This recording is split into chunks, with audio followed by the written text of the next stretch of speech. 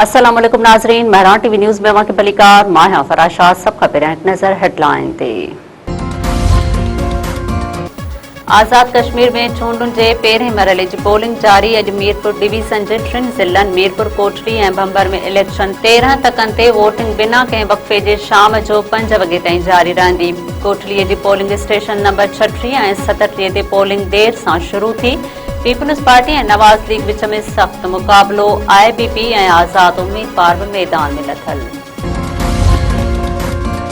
नवाज़ league अॻवान राणा सनाउल्ला पारां LA 10 कोटलीअ में धांधलीअ जो इल्ज़ाम। राणा सनाउल्ला चयो आहे त प्रिज़ाइडिंग ऑफिसर ऐं अमलो पोलिंग बैग समेत पकड़ियो वियो आहे। आज़ाद कश्मीर जो वज़ीर आज़म ऐं चीफ इलेक्शन कमिश्नर जांच कनि। लीगी अॻवान जो चवणु आहे त जांच थियण ताईं LA 10 कोटलीअ ते चूंडूं रोकियूं वञनि। हक़ीक़तूं साम्हूं अचण ताईं नतीजा क़बूल न कया वेंदा।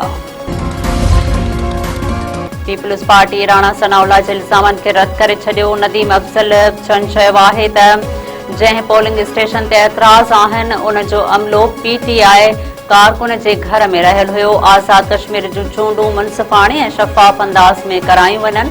सेनेटर शीरी रहमान चयो आहे त LA 12 जी पोलिंग में हथियारबंदनि जी दाख़िल थियण जी इत्तलाउनि ते ॻणती आहे। नवाज़ लीग जे बेबुनियाद इल्ज़ामनि बावजूद LA 10 जी चूंड अमलो तब्दील कयो वियो। नवाज़ लीग चूंड अमले खे तकरारी बणाइण जी कोशिश पई करे। सईद गनी चयो आहे त कश्मीरियुनि खे हक़ हाकिमियत, हक़ मिल्कियत ऐं हक़ रोज़गार जी ज़रूरत आहे। पाकिस्तान पारां भारतीय वज़ीर दिफ़ा जे वालायल कश्मीर बाबति 6 ॾियारींदड़ बयाननि जी मज़म्मत। परॾेही खाते जे तर्जुमान ताहिर अंद्राबी चयो आहे त भारत जा बयान अमन खे ख़तरे में विझण जी पॉलिसी जी अक्कासी कनि था। पाकिस्तान जे अज़म खे कमज़ोर नथो करे सघिजे। पाकिस्तान कंहिं बि मुहिम खे नाकाम बणाइण लाइ पुरअज़म आहे। ईरानी सुप्रीम लीडर मुश्तबा खामनई चयो आहे त अमरीकी ऐं सेहोनी जबर ख़िलाफ़ मज़ामत खां सवाइ को बि रस्तो नाहे।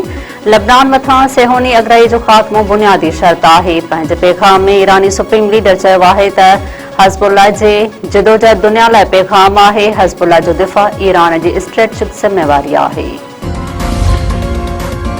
बहरान वेझो संगावती तकरार तां माउ पुट गोलियूं हणी क़तल। ॻोठ गुल मोहम्मद चचा में जवाबदारनि जो घर मथां हमलो। फायरिंग में औरत इनायता ऐं संदसि पुटु नज़ीर अहमद चचो मारिजी विया। हिकु ॼणो ज़ख़्मी। वाक़े बाद धुरनि में छिक ताण वारी सूरत हाल।